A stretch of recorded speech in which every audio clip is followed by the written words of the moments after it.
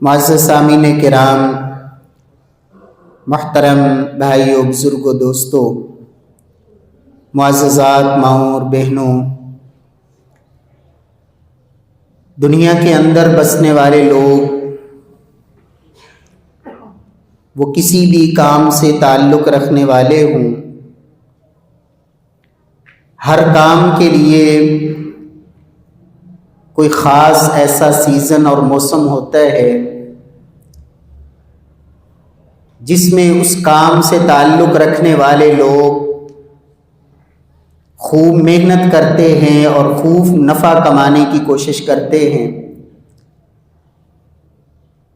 تاجر حضرات جب ان کی تجارت کا اصل سیزن قریب آنے والا ہوتا ہے تو صحیح معنوں میں عقل مند تاجر اسے ہی سمجھا جاتا ہے جو وقت سے پہلے اس کے لیے بہترین تیار بیٹھا ہوتا ہے کہ جو ہی سیزن شروع ہو میرا کام پورے عروج پہ ہو، اور اپنے کام کے سیزن میں اسے کسی سے کوئی لینا دینا اور نہیں ہوتا، کوئی اور کام اسے اچھا نہیں لگتا، اس لیے کہ اس کی سوچ یہ بنی ہوتی ہے کہ اگر ان دنوں میں کمائی نہ کی تو پھر میں نے کب کمانا ہے۔ میرے پیارے بھائیوں، ایک مومن انسان جس کا یقین اور ایمان یہ ہے کہ یہ زندگی عارضی اور فانی ہے، اصل زندگی آخرت کی زندگی ہے، وَمَا الْحَيَاةُ الدُّنْيَا إِلَّا مَتَاعُ الْغُرُورِ، یہ دنیا کی زندگی سوائے دھوکے کے سامان کے اور کچھ نہیں۔ اس کی حیثیت اور حقیقت تو یہ ہے کہ آنے والے اگلے لمحے کی بھی کوئی خبر نہیں کہ آنے والا وقت اس کا نام زندوں میں باقی بھی رہے گا یا نہیں۔ اور پھر یہ دنیا کی حیثیت اور حقیقت یہ ہے کہ بڑے وہ تعلق والے جن کے ساتھ بڑا تعلق اور بڑا مان اور ناز ہوتا ہے، ان میں سے کچھ تو وہ ہوتے ہیں جو جنازے میں بھی شریک نہیں ہوتے، اور کوئی جنازہ پڑھنے کے بعد کچھ دن تک یاد رکھتے ہیں، لیکن ایک وقت آتا ہے کہ اس کا ایسے جیسے دنیا میں کبھی نام و نشان تک نہ تھا۔ میرے پیارے بھائیوں، مومن انسان وہ اپنی ابدی اور ہمیشہ کی زندگی، جس زندگی میں صرف بقا ہی بقا ہے، فنا نہیں، جس زندگی میں پھر ہر تمنا اور ہر خواہش اللہ پوری فرمائیں گے، جہاں رب کی رضامندی، اللہ کا دیدار، محمد الرسول اللہ صلی اللہ علیہ وسلم کی رفاقت، قربان جائیں اس اعرابی کی بات پر جس اعرابی سے کسی نے سوال کیا، ایک عام انسان تھا، اعرابی تھا، اس سے کسی نے کہا کہ جنت کی سب سے بڑی نعمت کا تذکرہ کرو کہ جنت میں کیا ہوگا۔ اس نے کہا جنت میں محمد الرسول اللہ صلی اللہ علیہ وسلم ہوں گے، اس سے بڑی بات کیا ہے؟ اور یہ مومن انسان اس کے لیے پھر بھرپور تیاری کرتا ہے۔ میرے پیارے بھائیوں، یہ رمضان کا مہینہ یہ نیکیوں کا ایک ایسا موسم ہے، اور یاد رکھیں کہ یہ رب کا ایک خاص فضل ہے جو رب کائنات نے صرف اس امت کو عطا کیا ہے۔ اس مہینے کے آنے سے پہلے مجھے اور آپ کو اس کے لیے باقاعدہ تیاری کرنی چاہیے، اور کس انداز میں مجھے اور آپ کو اس کے لیے تیار ہونا چاہیے۔ آج کی اس ملاقات میں میں چند باتیں عرض کرنا چاہوں گا۔ اللہ رب العزت مجھے بھی اور آپ کو بھی اللہ ان پہ عمل کی توفیق نصیب فرمائے۔ پیارے بھائیوں، سب سے پہلی بات، رمضان آنے سے پہلے اگر کوئی شخص ایسا ہے جس کے گزشتہ سال کے روزے رہ گئے تھے، کسی بیماری کی وجہ سے، سفر کی وجہ سے، کسی بھی عذر کی وجہ سے، یہ مسئلہ اچھی طرح جان لیں، یاد کر لیں، کوئی بھی حکم، کوئی بھی امر، اس کا تقاضا یہ ہوتا ہے کہ انسان اس کے اوپر فوراً عمل کر لے۔ رمضان کے روزے رہ گئے تھے، حق یہ تھا کہ رمضان کے بعد آپ جلدی سے جلدی ان روزوں کی قضا کر لیتے، ان کی قضائی دے لیتے، لیکن ان میں تاخیر کب تک؟ چونکہ سیدہ عائشہ رضی اللہ تعالی عنہا کی یہاں ہمیں حدیث ملتی ہے کہ میں پچھلے سال والے جو رمضان کے روزے میرے رہ گئے ہوتے تھے، میں ان کی قضائی اس شعبان کے اندر وہ مکمل کر لیتی تھی۔ اس کا مطلب یہ ہوا کہ اس شعبان سے آگے نہ جانے دے، اس کے اندر ہی اپنے ان روزوں کی قضائی ہر صورت میں مکمل کرے، اس لیے کہ جیسے دنیا میں لوگوں کا قرض وہ معاف نہیں ہے، اور حتیٰ کہ شہید کا قرض بھی معاف نہیں ہے۔ نبی کائنات صلی اللہ علیہ وسلم سے سوال ہوا تھا، یا رسول اللہ، جو رب کا حق ہے، ایک شخص فوت ہوا، اس کے ذمے روزے تھے، نہیں رکھ سکا، وہ قرض بھی معاف نہیں ہے۔ من مات وعلیہ صیام صام عنہ ولیہ، اگر وہ روزے نہیں رکھ سکا، فوت ہو گیا، یا تو بیمار تھا، ایسی بیماری میں تھا، یا ایسی کسی مجبوری اور ایسی حالت میں تھا، روزے رکھ ہی نہیں سکتا تھا، پھر فدیہ ادا کر دے۔ اور اگر یہ بھی نہیں کیا، پھر اس کے ولی کے اوپر ذمہ داری ہے، جیسے وہ دنیا کے مال کا وارث بن رہا ہے، اس کے اوپر فرض ہے کہ اپنے ولی کے چھوٹے ہوئے روزے، جس کا وہ وارث بن رہا ہے، اس کے وہ روزے رکھے، اس کے اوپر یہ فرض ہے۔ اور آج کے ان حالات میں اولاد ایسی ہے جو اپنے فرضی روزے نہیں رکھتی، اس نے تمہارے روزے کہاں رکھنے ہیں؟ میرے پیارے بھائیوں، یہ سب سے پہلا کام، رمضان سے پہلے گزشتہ معاملات کی صفائی کر لے، اس قرض کو ضرور ادا کر لے۔ اور دوسری بات، رمضان کے اندر داخل ہونے سے پہلے میرے اور آپ کے ذہن میں رمضان کی عظمت، رمضان کے فضائل، رمضان کی وہ خصوصیات جو نبی صلی اللہ علیہ وسلم نے بیان کی ہیں، اس لیے کہ بسا اوقات انسان کے سامنے جب ایک چیز کی عظمت اس کے دل و دماغ میں نہیں ہوتی، اس کو کوئی احساس نہیں ہوتا کہ میں کتنی قیمتی جگہ پر ہوں اور کتنے قیمتی لمحات اور اوقات میں ہوں۔ وگرنہ تو انسان اگر اللہ کے سامنے حاضر ہو، بیت اللہ میں بھی موجود ہو، اور اس کو بیت اللہ کی عظمت کا احساس نہیں، تو پھر وہ وہاں بیٹھ کر بھی اپنے ایسے امور میں مشغول ہوتا ہے کہ جو لا یعنی اللہ کی رضامندی کی بجائے رب کے ناراضگی والے کام اللہ رب العزت محفوظ فرمائے۔ اس لیے ان احادیث کو یاد کریں، ان کو سنیں، سمجھیں کہ جن کے اندر رمضان کے فضائل، میں رمضان کے فضائل پہ بات نہیں کرنا چاہ رہا، صرف یہ رمضان سے پہلے جو ہمیں کام کرنے ہیں۔ دوسرا کام کیا ہے کہ ہم نے رمضان کی عظمت اس کو اپنے دل و دماغ میں بٹھانا ہے، یہ کتنا عظیم مہینہ ہے اور کتنی عظمت اور کتنی خوشی والا یہ موقع ہے میرے پیارے بھائیو۔ تیسری بات، رمضان کی آمد پر مجھے اور آپ کو خوشی ہونی چاہیے کہ اللہ نے میری زندگی میں رمضان پھر مجھے نصیب فرما دیا۔ کیوں؟ اس لیے کہ نیکی کا موقع مل جانا، نیکی کا موسم مل جانا۔ پیارے بھائیوں، اس سے بڑی سعادت اور خوشی کی بات کیا ہے کہ آپ کی زندگی میں رمضان آ رہا ہے اور آپ کا نام مردوں میں نہیں، زندوں میں ہے۔ آپ کی زندگی میں رمضان آ رہا ہے اور آپ بستر مرگ پر پڑے ہوئے کسی ایسی بیماری میں مبتلا نہیں ہیں کہ آپ ہل نہیں سکتے، آپ کسی ہاسپٹل میں داخل نہیں ہیں، آپ کسی جیل کی سلاخوں کے پیچھے نہیں ہیں، آپ آزاد ہیں، تندرست ہیں، صحت مند ہیں، اور اتنی عظمت اور فضیلت والا مہینہ آپ کی زندگی میں آ رہا ہے۔ قل بفضل اللہ وبرحمتہ فبذلک فلیفرحوا۔ ایمان والو، تمہیں اللہ کے فضل، اس کی رحمت پر تمہیں خوش ہونا چاہیے۔ فذلک خیر مما یجمعون، یہ اللہ کی نعمت مل جانا، اللہ کا فضل اور اس کی رحمتیں تمہاری زندگی میں یہ مقدر میں ہو جائیں، یہ اتنی بڑی نعمت اور فضل ہے۔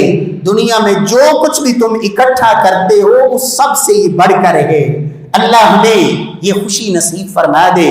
اور اللہ کے نبی صلی اللہ علیہ وسلم نے فرمایا تھا، ایک صحابی نے پوچھا تھا، یا رسول اللہ مجھے کیسے پتا چلے گا میں مومن ہوں؟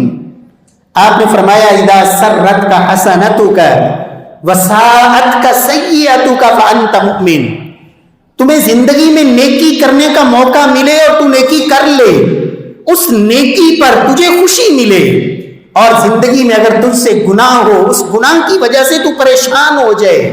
اگر نیکی کر کے تجھے خوشی نہیں ہوتی اور گناہ کی وجہ سے غم نہیں ہوتا تو تو سمجھ لے کہ تیرے تو ایمان میں بھی شک ہے، تجھے تو اپنے ایمان کی فکر کرنی چاہیے۔ اس لیے میرے پیارے بھائیوں، ہمیں رمضان کے اندر اللہ ہمیں زندگی میں نصیب فرما دے۔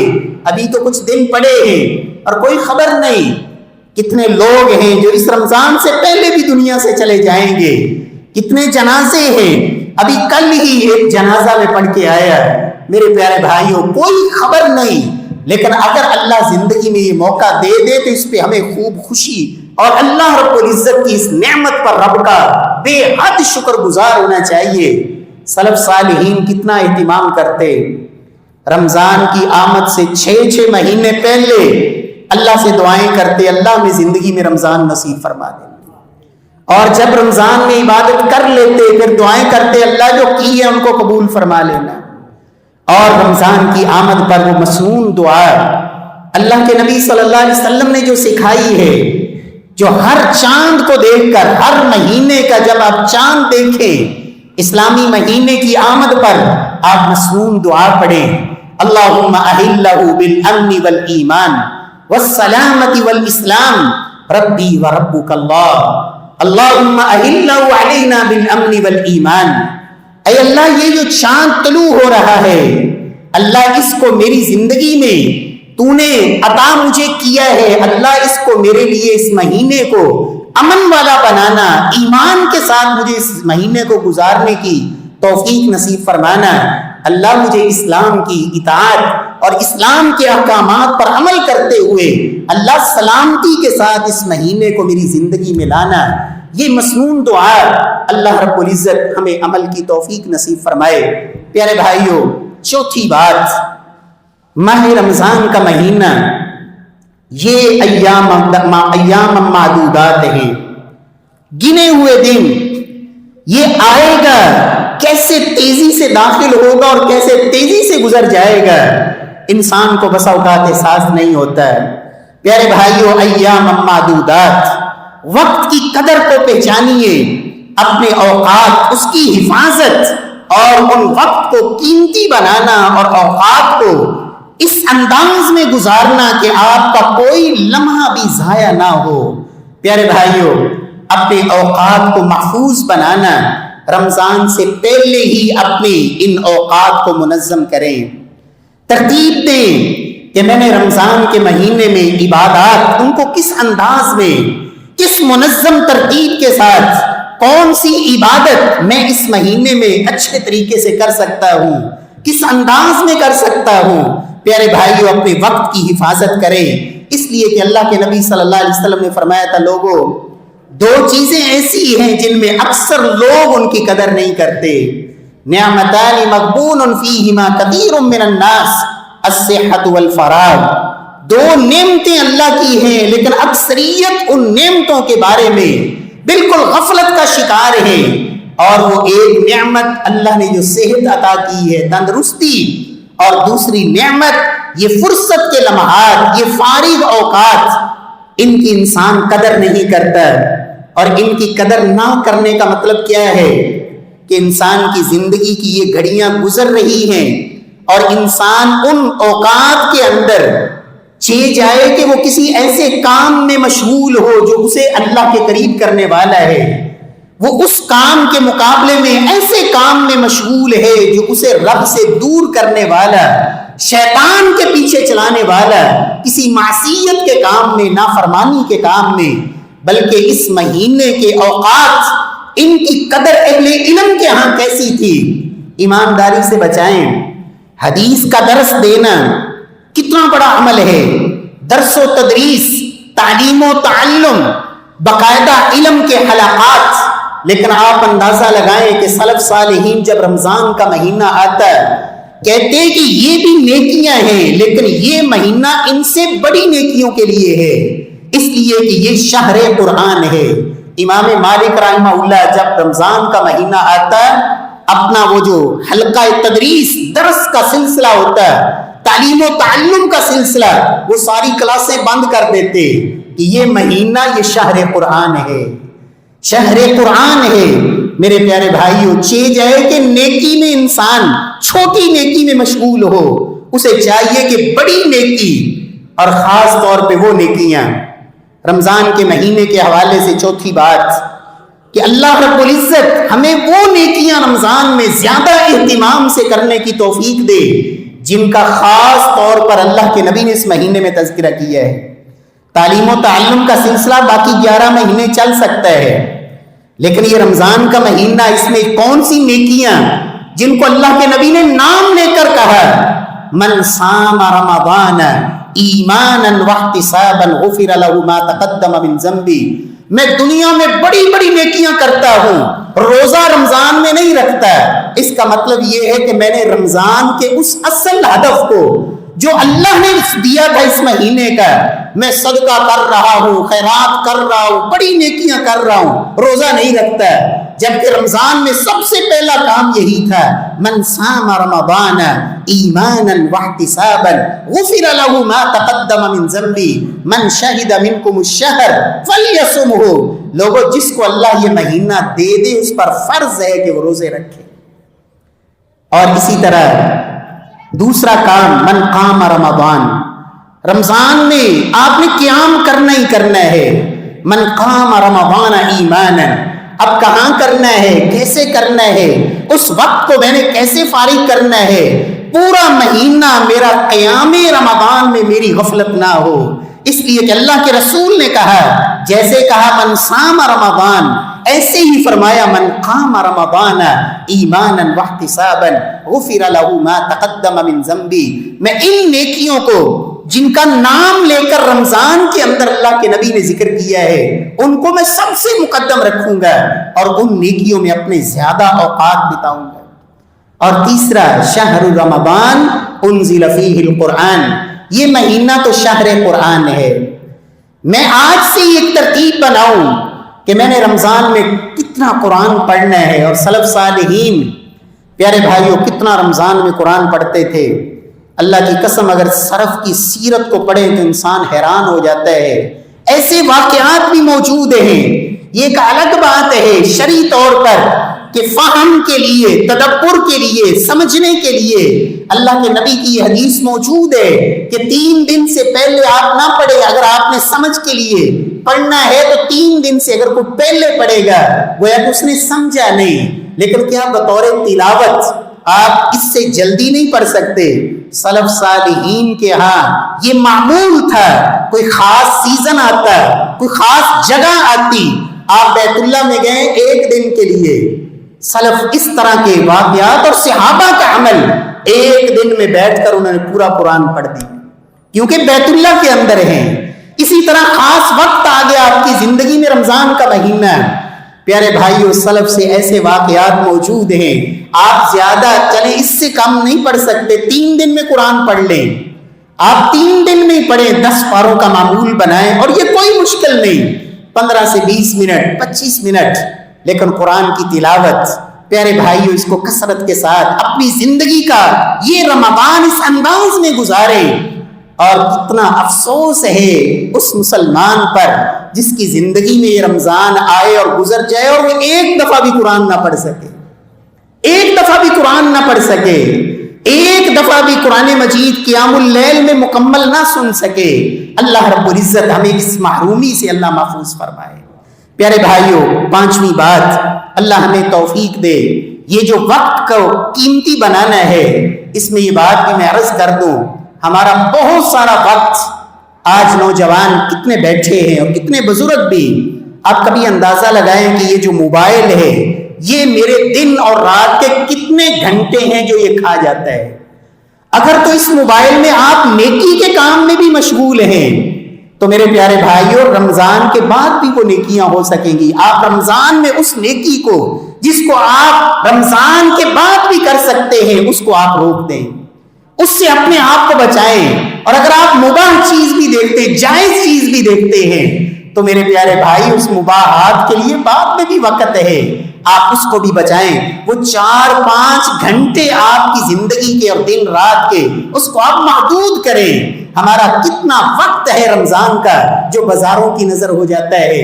آپ رمضان سے پہلے وہ کام کر لیں، رمضان کی ان قیمتی گھڑیوں کو مسجد میں گزارے۔ اور صحابہ کرام کا وقت کو قیمتی بنانے کا انداز کیا ہوتا تھا؟ سیدنا ابو ہریرہ فرماتے ہیں کہ صحابہ کرام جب رمضان آتا لازم المساجد، وہ مسجدوں سے چمٹ جاتے، مسجد کے اندر وقت گزارتے، اس لیے کہ روئے زمین پر مسجد سے زیادہ افضل جگہ روئے زمین پر کوئی نہیں، اور بدترین جگہ روئے زمین پر بازار سے بڑھ کر کوئی نہیں۔ لیکن ہمارے رمضان کا بہت سارا حصہ وہ شر البقاع، بدترین جگہوں کی نظر ہو جاتا ہے، جبکہ رب کے گھروں میں ہمارا وقت بڑا کم گزرتا ہے۔ اسی طرح اس وقت میں ایک ضیاع کی شکل، بہت سارا ہمارا وقت، خصوصاً میری مائیں بہنیں بیٹیاں، ان کا بہت سارا وقت وہ رمضان میں کچن کی نظر ہو جاتا ہے۔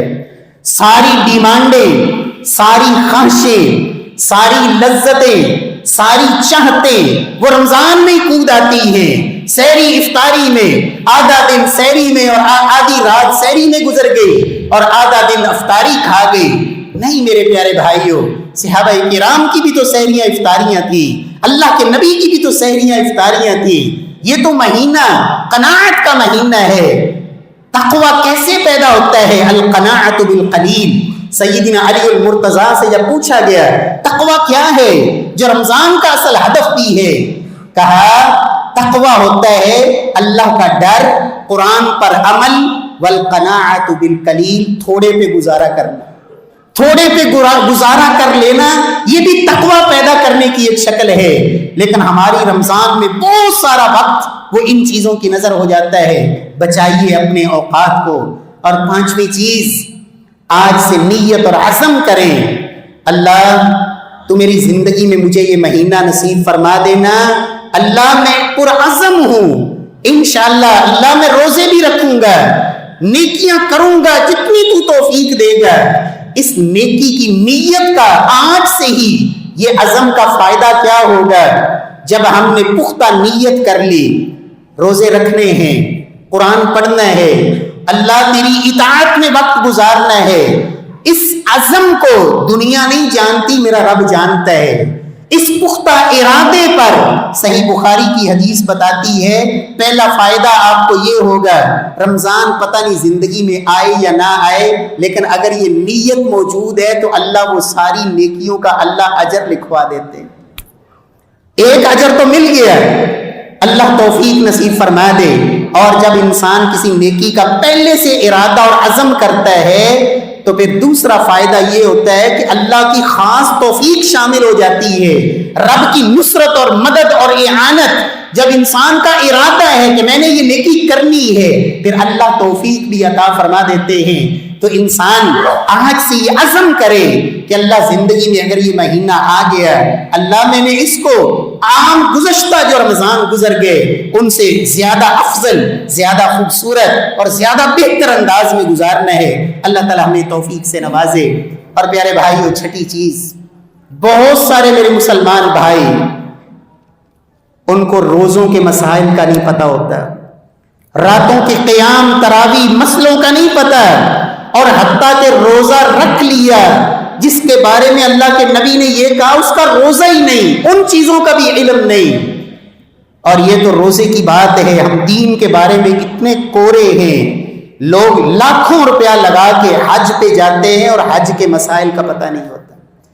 اللہ کی قسم، ان آنکھوں نے اور ان کانوں نے ایسے لوگوں کو سنا اور ان کو دیکھا جو حج کے لیے گئے، اور ہمارے ایک دوست بتا رہے تھے، کہتے ہیں میں نے ان کو حج کے مسائل کے بارے میں پوچھا کہ حج کے مسائل کے بارے میں، اور اس کی حالت یہ تھی کہ وہ وقوف عرفہ بھی نہیں کر سکا، جس کے بغیر اللہ کے نبی نے کہا حج ہی نہیں، عرفات کے میدان میں نہیں گیا، لاکھوں روپیہ لگا کے۔ اور میرے پیارے بھائیو، رمضان کے معاملے میں بھی ہمارا حال یہی ہے۔ رمضان سے پہلے کچھ وقت نکالیں، اہل علم کے پاس بیٹھیں، کن چیزوں سے روزہ ٹوٹ جاتا ہے، کن چیزوں کو روزے کی حالت میں حرام قرار دیا گیا ہے، کن چیزوں کو فرض کیا گیا ہے۔ رات کا میں نے قیام کرنا ہے، صرف میں نے گنتی پوری کرنی ہے، ٹکریں مارنی ہے، بس بھاگ دوڑ میں یہ کام چلانا ہے، یا کہ وہ قیام کرنا ہے جو محمد الرسول اللہ صلی اللہ علیہ وسلم نے کیا ہے۔ تعلم احکام الصیام والقیام، ان مسائل کو بھی سیکھیے، اس کے لیے وقت نکالیے، اللہ ہمیں توفیق سے نوازے۔ اور یاد رکھیں رمضان آئے گا اور گزر جائے گا، میں نہیں کہہ رہا، اللہ کے نبی نے کہا روزہ سارے لوگ رکھتے ہیں لیکن سارے روزے دار برابر نہیں ہوتے۔ تو میں اور آپ دنیا کے معاملے میں تو ہماری چاہت یہ ہوتی ہے کہ میں سب سے آگے نکل جاؤں، کمائی میں سب سے بڑھ کر ہوں، لیکن دین کے معاملے میں ہم پستی کو کیوں اختیار کرتے ہیں؟ ہم اس تڑپ اور چاہت میں کیوں نہیں آتے؟ فاستبقوا الخیرات، میں ان لوگوں میں شامل ہو جاؤں جن کا روزہ سب سے قیمتی ہوتا ہے، کہیں ان بد نصیبوں میں تو نہیں۔ کم من صائم لیس لہ من صیام الا الجوع، 30 کے 30 دن روزے رکھے لیکن آخری دن لکھا کیا جاتا ہے سوائے بھوک پیاس کے نصیب کچھ نہیں ہوا، محروم رہا اجر سے۔ کتنے روزے دار ایسے ہیں، یہ اللہ کے نبی نے کہا سوائے بھوک پیاس کے نصیب میں کچھ نہیں آتا۔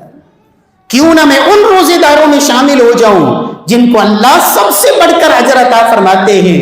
اور وہ روزے دار کون سے روزے دار ہیں؟ امام ابن قیم رحمہ اللہ نے بڑی خوبصورت بات کہی، انہوں نے کہا لوگوں کوئی بھی نیکی کرنے والی ہے، تمہاری زندگی کی کوئی بھی نیکی، اس میں یہ دیکھو کہ تم نے اپنے رب کو کتنا یاد رکھا ہے۔ فرماتے ہیں ہر نیکی کا کام اس میں جس قدر رب کی یاد زیادہ ہوگی اسی قدر اس میں اجر زیادہ ہوگا۔ آپ کا روزے کا سارا دن کتنا رب کی یاد میں آپ کا وقت گزرا ہے۔ اللہ کی یاد سے مراد قرآن کی تلاوت بھی ہے، رب کا ذکر بھی ہے، اور یہ دینی مجالس بھی ہے، اللہ کے گھر کی مجالس، اور یہاں تعلیم و تعلم، یہ سارے ذکر کی مجلسیں ہیں۔ اللہ ہمیں توفیق سے نوازے اور رب کائنات ہمارا پورا یہ روزے کا دن جو ہے یہ اللہ اپنی یاد میں ہمیں گزارنے کی توفیق دے۔ جتنا رب سے دور ہو کر اور روزے کو غفلت میں لے کے جائیں گے اتنا ہی یاد رکھیں کہ اجر کم ہوتا جائے گا۔ اور پیارے بھائیوں، آخری بات، روزے آنے سے پہلے ایک کام ہم نے وہ بھی کرنا ہے جو صحابہ کیا کرتے تھے۔ عبداللہ بن مسعود رضی اللہ عنہ سے کسی نے پوچھا تم رمضان کا استقبال کیسے کرتے تھے؟ انہوں نے کہا ہم رمضان میں داخل ہوتے اور ہمارے دل کے اندر کسی مسلمان کے لیے حسد، بغض، کینہ یہ ہمارے دلوں میں نہیں ہوتا تھا۔ ہم اپنے رمضان آنے سے پہلے اپنے دل کو بالکل صاف کر لیتے تھے۔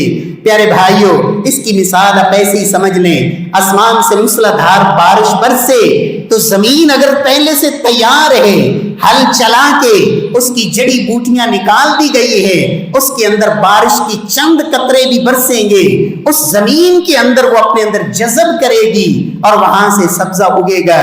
اور اگر زمین پہ کوڑے کا ڈھیر پڑا ہے، گندگی اور غلاظت ہے، وہاں موسلادھار بھی بارش برسے وہاں سے بدبو ہی پھوٹے گی۔ اگر آپ کا دل کینے اور حسد اور بغض اور اہل ایمان کی نفرت سے اور دین کی نفرت سے اور دوری سے آپ کا دل بھرا ہوا ہے تو میرے پیارے بھائیوں پھر یہ رمضان آئے گا اور گزر جائے گا اور آپ خالی کے خالی۔ اس لیے کہ سلف کہا کرتے تھے، صحابہ کرام اور سلف، انہوں نے جو اللہ کے ہاں رتبہ پایا یہ نہیں کہ وہ رمضان کے اندر روزانہ 2 روزے رکھتے تھے، روزانہ روزہ ان کا بھی ایک ہی ہوتا تھا۔ یہ نہیں کہ ساری رات وہ قیام میں کھڑے رہتے تھے، 11 رکعتیں ہی اللہ کے نبی پڑھتے تھے، صحابہ نے بھی وہی پڑھی ہیں۔ انہوں نے جو رتبہ رب کے ہاں پایا ہے وہ اسی دل کی صفائی اور طہارت سے۔ وہ رات کو جب سوتے تھے تو اپنے سینوں کو صاف کر کے، میں تو اپنے سگے بھائی کو معاف کرنے کے لیے تیار نہیں، اپنے والدین کو معاف کرنے کے لیے تیار نہیں، اپنی اولاد کو معاف کرنے کے لیے تیار نہیں، اپنے ہمسائے کو معاف کرنے کے لیے تیار نہیں، اور رب سے میں اپنے گناہوں کے پہاڑ ان کی معافی کا طلبگار ہوں۔ اگر رمضان میں اللہ سے معافی چاہیے، گناہوں کی بخشش چاہیے، تو پہلے خود بھی لوگوں کو معاف کریں، اللہ بھی ہمیں معاف فرمائیں گے۔ رب کائنات سے دعا ہے اللہ ہماری زندگی میں یہ قیمتی ترین مہینہ اللہ ہم سب کو نصیب فرما دے، اور رب کائنات اس کی کما حق ہو ہمیں قدر کی توفیق نصیب فرما دے۔ واقول قولی ھذا وآخر دعوانا الحمد للہ۔